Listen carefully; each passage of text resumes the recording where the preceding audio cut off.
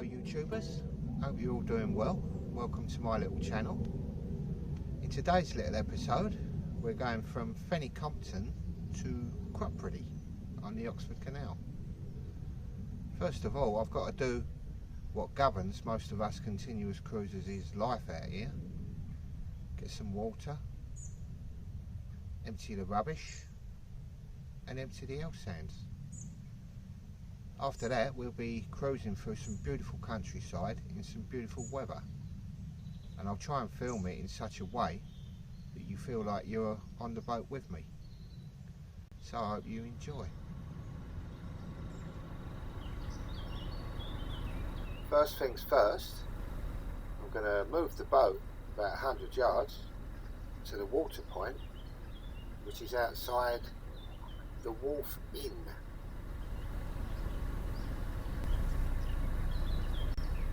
Like I was saying earlier, the life of a continuous cruiser is kind of governed by where you can get water, where you can empty your toilet cassettes, and where you can dump all your rubbish. You have to plan it as you go along. And where we are now, I can do all those things, but not in the same place.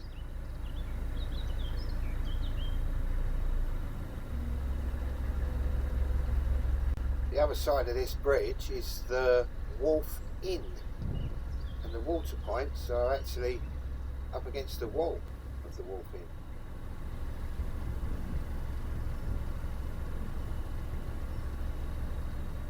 There's two water taps here, and I'm going to go for the furthest one.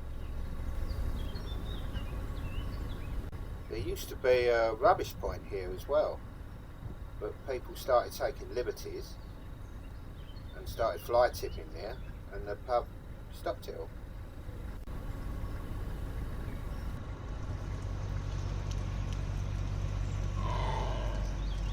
We're going to Aitch. Ashby's got the weirdest ways that I've ever seen in the dog that I've owned. He hasn't got an aggressive bone in his body, but all that growling that he does makes him sound aggressive. He's a little softy really, just like me. Right, that's one of the essentials done. Now I've got to go another quarter of a mile to do the other two.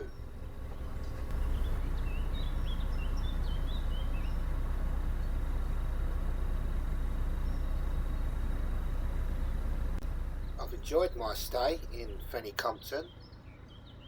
I think it's a lovely place. I have heard some people say that it's how can I say, crap place, but obviously they didn't get off the boat and have a look around. All I can say about that is it's their loss. As you would have seen on the previous vlog when I walked around the village of Fenny Compton, it's a lovely place.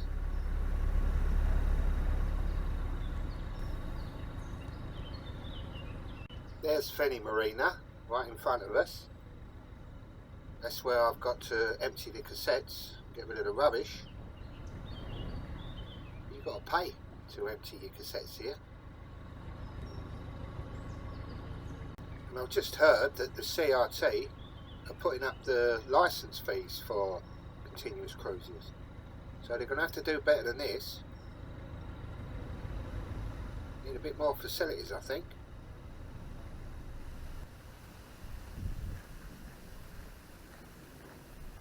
One good thing, at least you don't have to pay extra to dump your rubbish.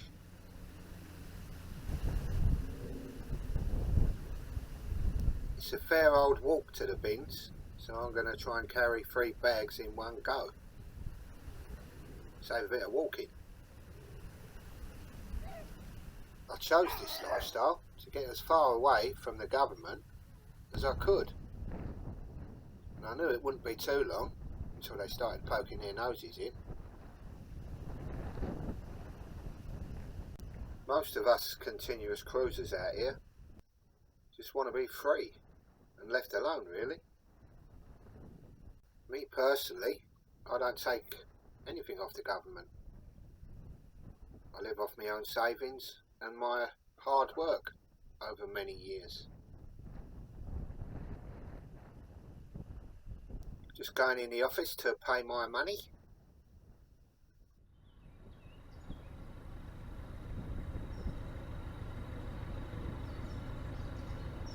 Moaning over. Now I'm going to take you through some beautiful countryside.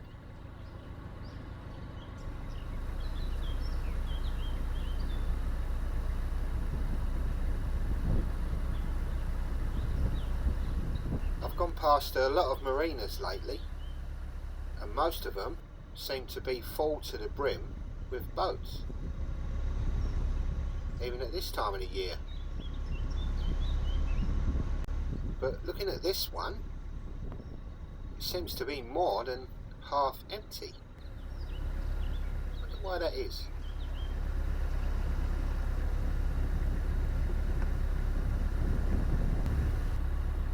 That bridge that you can see coming up in the distance is called Tunnel Bridge.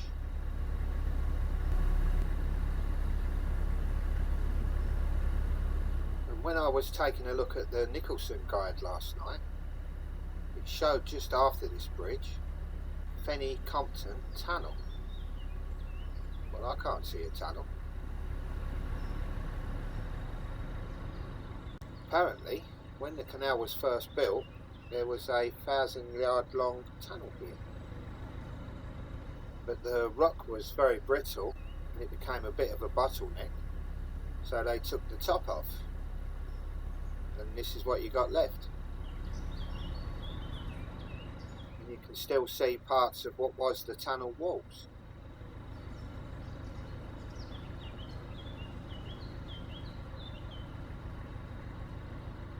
What do you reckon, Ash? He said he don't care. If you look at that bridge coming up, the canal towpath changes from the right to the left.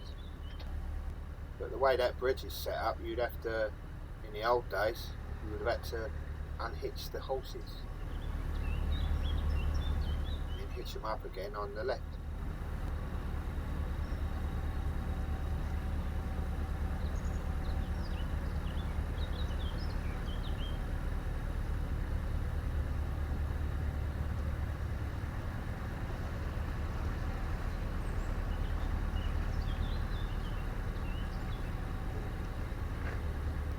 Very narrow down this little stretch. Been a bit lucky that there wasn't any boats coming the other way, because that would have been a struggle.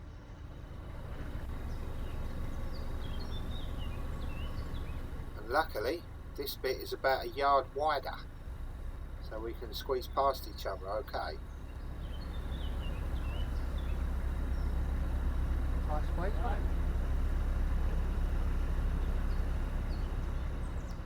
This is good to see. The farmers actually got a chance to make hay. We've had such terrible weather through the summer that it's been too wet to make any hay. It looks like he's making hay while the sun shines.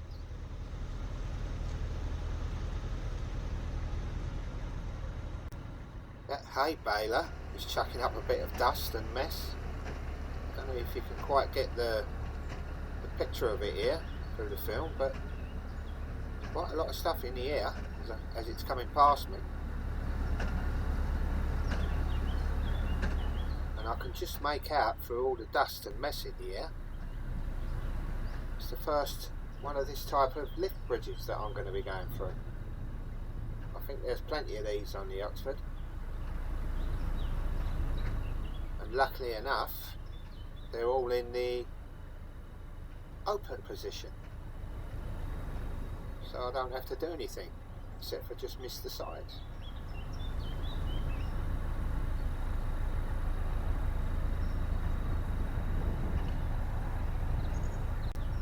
Looks like the farmer's been busy. There's another field that he's already baled the hay. We're near a village called Claydon, to the right, there's some permanent moorings that are right up my street. It seems like they've all got fruit trees on quite a bit of land as well with the mooring. There's a lot of them that are growing vegetables. Wonderful.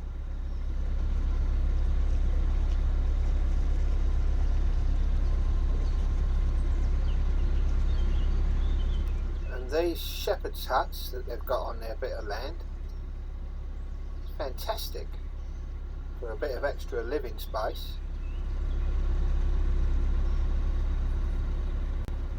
Yeah, I think I'm in love with these ones.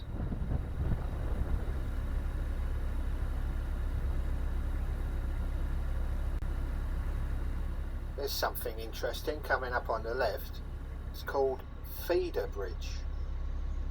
And where we're on the summit here of the Oxford Canal, either side, when they operate the locks, it drains this area and they refill it from the reservoir through this bridge. So they're never short of water up here.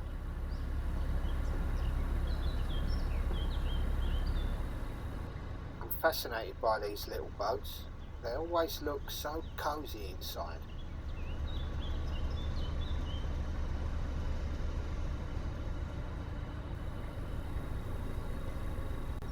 These permanent moorings are still going and they're still beautiful. And it's making me think I would love to retire there. I couldn't think of a better spot.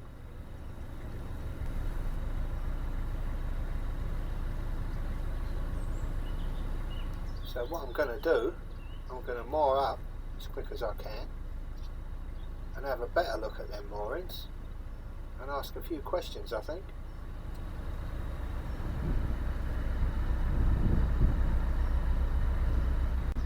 Well, there's some boats moored up in front of me here, so I should be able to tuck in just behind them.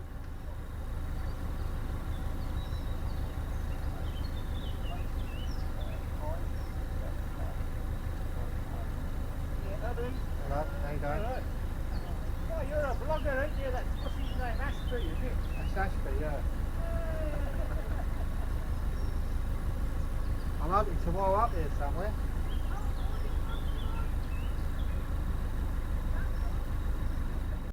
It seems that Ashby's more popular than me out here. It's a few times that's happened. And I'm quite happy about that.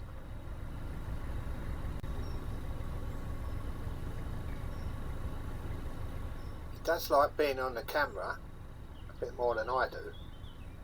So yeah, that suits me.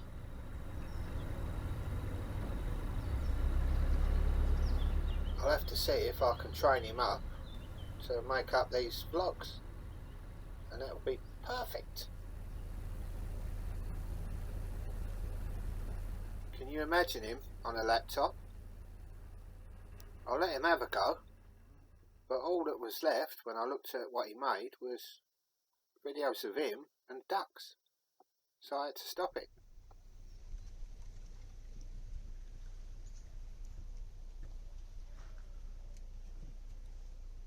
Well, it's the next day now, and Claire's come along for a little visit. Go on. So we're going to have a look at them moorings.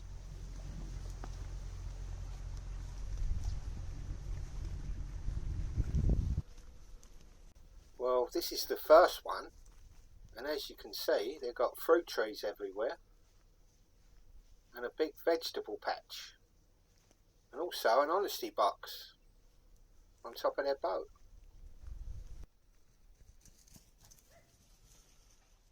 When I was asking about, they've got access to water but no electricity.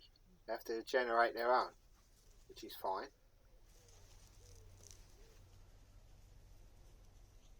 They've had a few problems with the local government telling them what they can do and what they can't do. Apparently they're not allowed to grow flowers.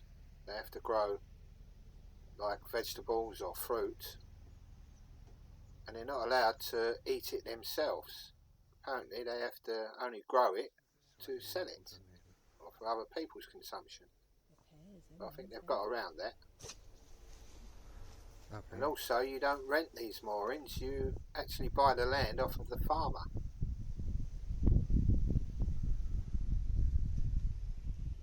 And the last one of these that was up for sale for £100,000, which knocks it a bit out of my league. And another dream gone.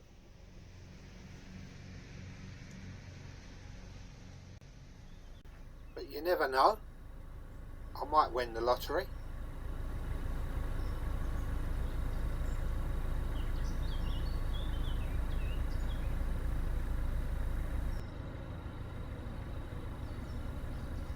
We're on the last leg now, down to Cropredy. And what a beautiful day.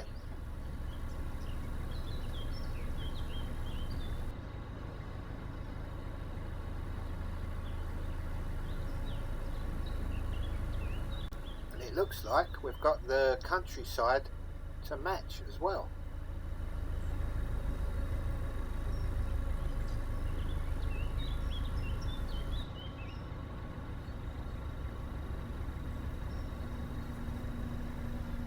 We've got a fair few locks on our way down to Cropredy, and we're coming up to the first of those now.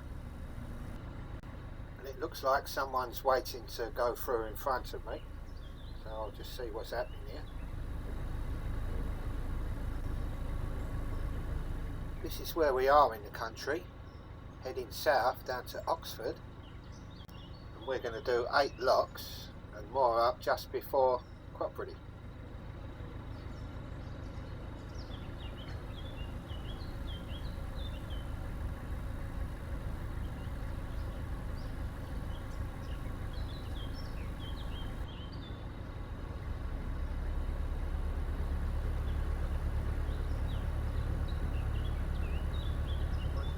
Well, that boat's going in, so I'll tie up here and then go up and see if I can help.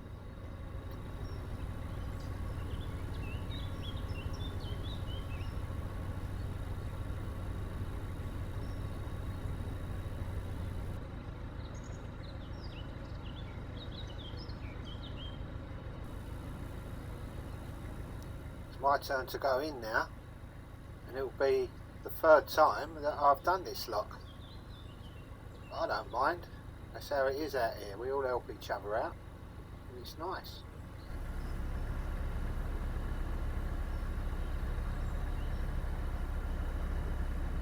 That looks like an idyllic place to live. They've converted a lock cottage and a boathouse, by the looks of it, into a lovely little home.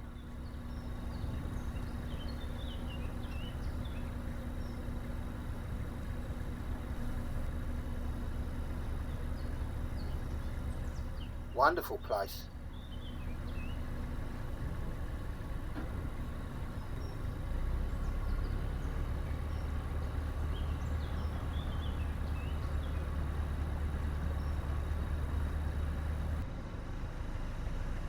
Doesn't look like anyone else is coming in. I've got my fingers crossed that a boat turns up so that I don't have to stop and come back and shut the lock gates.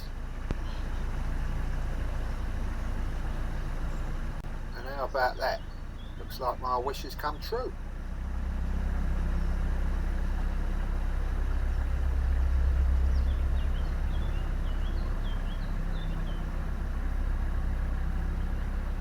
That was good timing. I was wishing for someone come. Yeah. There's a few locks in quick succession here, and there's a boat coming out of this one, so that's handy.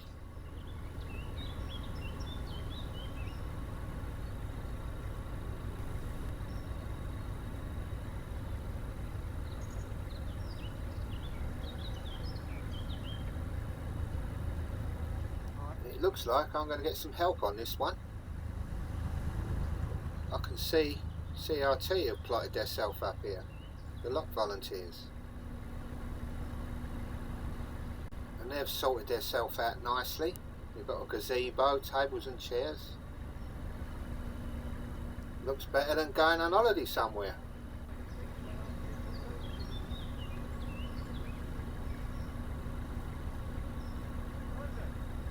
Going all right. Very good, aren't you? Not bad, thank you. A bit hot. Ain't we all? We were just saying, better than being in oilskins. What's that? We were just saying it's better than being in oilskins. Yes. Keeping dry. Yes. But then again, it's not always like this. They must have had a dreary old summer with all that rain. That's a bit more missing.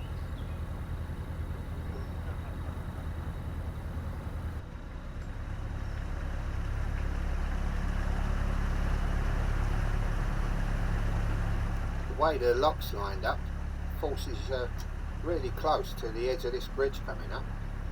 If you're high-sided, I'd imagine you'd hit that.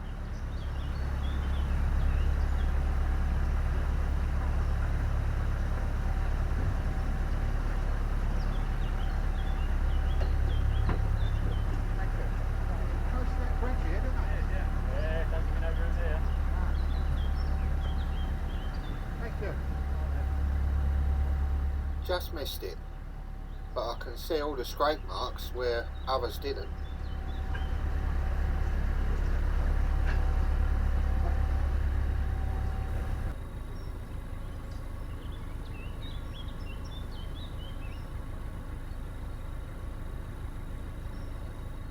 I'm enjoying the countryside. It's beautiful out here.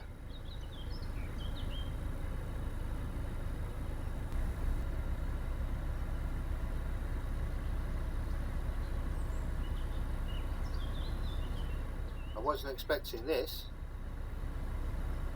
The Oxford's been a joy to go down.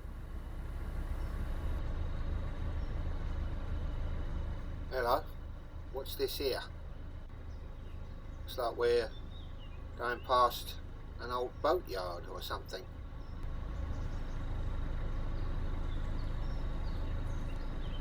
It says in the Nicholson guide, this is Clattercoat Wharf. Looks like it's got some history to it.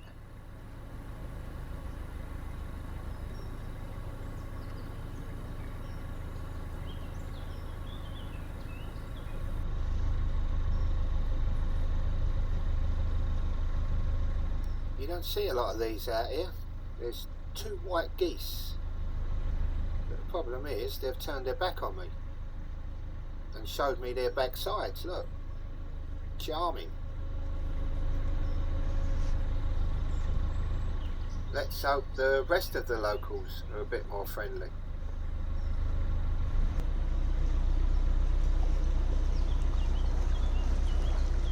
That's another lock done, and we're edging closer to Cropredy.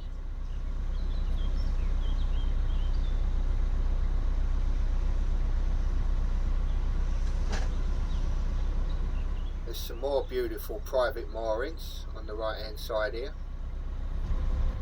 And them shepherd's huts, they do make a difference. I don't usually get envious, but I do envy them.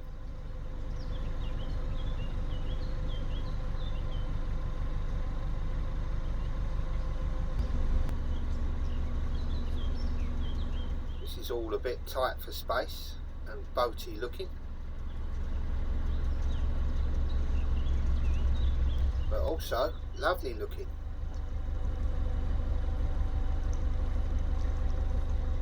We're getting really close now to our destination, which is just outside Cropredy.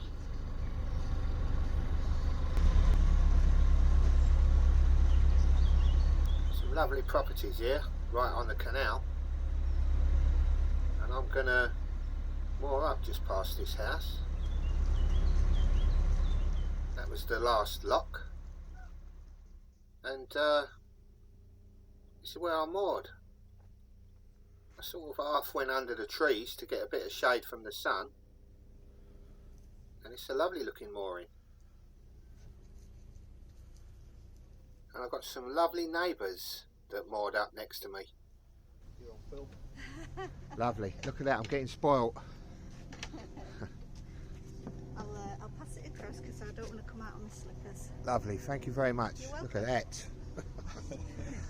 Right, this is my neighbours. They've got a channel of their own. What's your channel called? Taking the Plunge Narrowboat. Still very much in its infancy. So Well, thank you for giving us a little plug, Vincent. no problem. I'll leave a little link. Brilliant. All right. Thank you very much, mate. See you later. I'm going to take you for a little walk and show you Cropredy. That's the marina there, Cropredy Marina. I found Cropredy to be a cracking little place. Pretty houses, pretty gardens, and a lot of history to see. And they definitely made the most of the canal going through their village.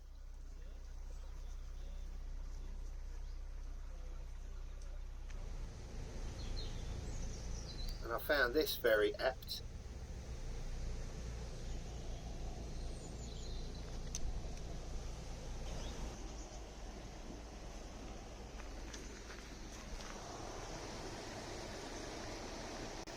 I love some of these houses that are built right on the canal. And they're built in the old sandstone, you know, the dark coloured or the honey coloured sandstone. Really quaint.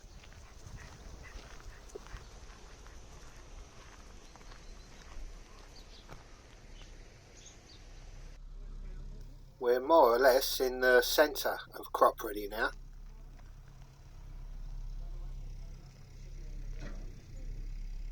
See the church over there. We'll be paying that a visit later.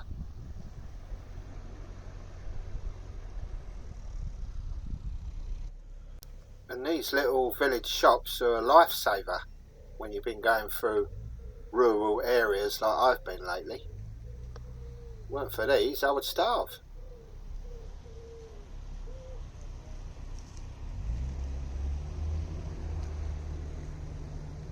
There's even a campsite here. So if you've got a tent or a mobile home, you can pay it a little visit round here. I don't think you'd be disappointed for a few days. The village has its origins in Anglo-Saxon times and was mentioned in the Domesday Book of 1086. I'm loving all these quaint little places that I'm seeing now that I probably never would have seen if I didn't have a narrowboat. There's two pubs in the village. This one here is called the Brasenose Arms, and the other one, which you'll see later, is the Red Lion. I think they both date back to the 17th century.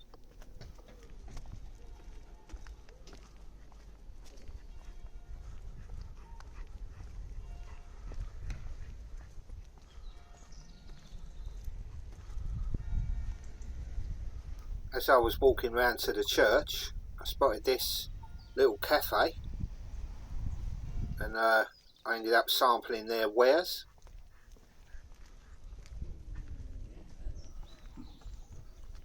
Here's the church. The village name, Cropredy, derives from Anglo-Saxon Cropredig, which means a hill with a stream.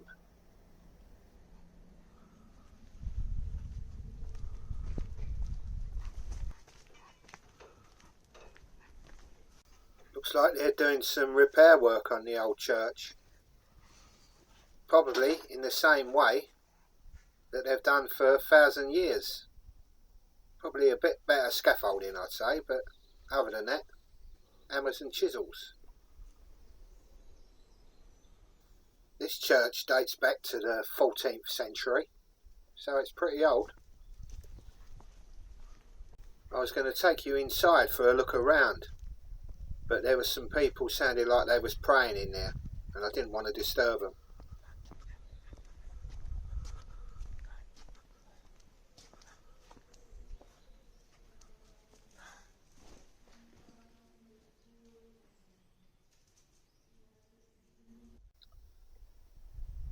Here's the two main hubs of the villages in the old days. Probably still is today. You've got the church there, and the Red Lion pub is right next to it.